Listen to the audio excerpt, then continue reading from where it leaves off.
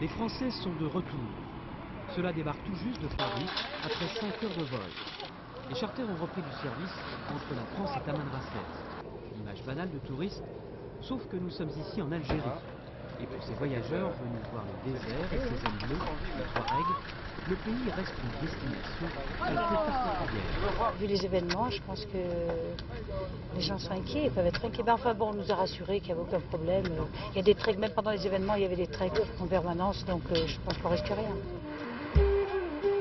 Tamanrasset et ses 100 000 habitants est situé au cœur du Sahara. C'est une oasis de tranquillité. La capitale a été épargnée par la vague d'attentats qui a ensanglanté le nord du pays dans les années 90.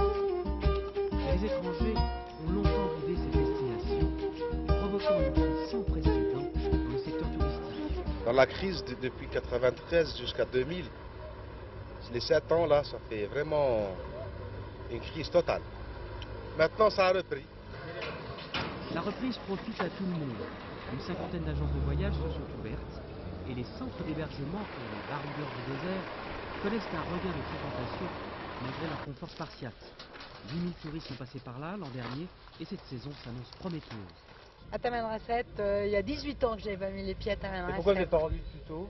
Parce qu'on ne peut plus traverser l'Algérie avec nos voitures. Et que j'ai toujours venu en voiture. Oui. Mais c'est toujours aussi sympathique, c'est toujours l'appel du désert, on est toujours attiré avec beaucoup d'émotion. L'émotion, il faut aller la chercher à quelques dizaines de kilomètres de là, au cœur du massif du Hogar. Rencontre avec un paysage lunaire, gardé par des forteresses naturelles, vieilles de plusieurs millions d'années. Avant l'arrivée au plateau de la Sécrème, à 2700 mètres, un religieux français, Charles de Foucault, y bâtit une chapelle au début du siècle dernier.